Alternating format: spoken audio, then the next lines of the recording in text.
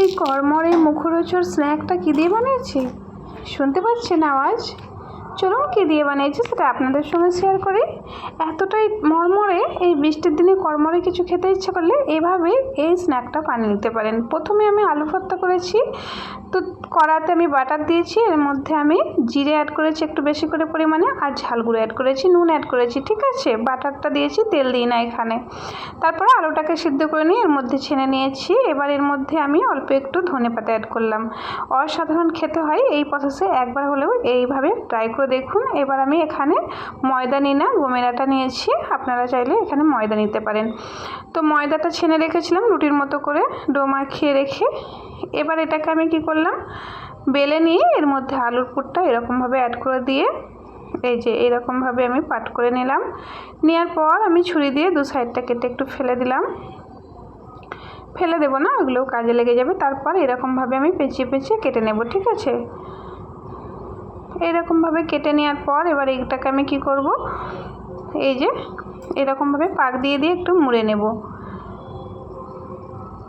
খুব ইজিলিভাবে এটা বানানো যায়, আপনারা একটু চেষ্টা করলেই এটা বানিয়ে নিতে পারবেন। আর খেতে কিন্তু দুর্দান্ত লেভেলের হয়। এই বৃষ্টি রিমঝিম বৃষ্টিতে কড়কড়ে মরমরে মুখরোচক যদি কিছু খেতে ইচ্ছে করে তো এই প্রসেসেই এই আলুর স্ন্যাক্সটা বানিয়ে খেতে পারেন। অসাধারণ খেতে লাগে, অসাধারণ জাস্ট।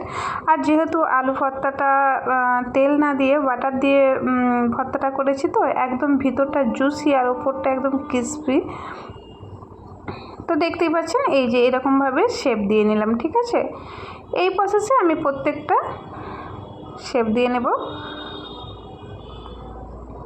খুব ইজিলিভাবে এগুলো বানানো যায়। এই যে আর একটাও আমি এরকমভাবে শেপ দিয়ে নিলাম। যেহেতু অনেকটা বড় হয়ে যাচ্ছিলো, মাঝখান থেকে কেটে এটাকে আমি দুটো করে নিয়েছি।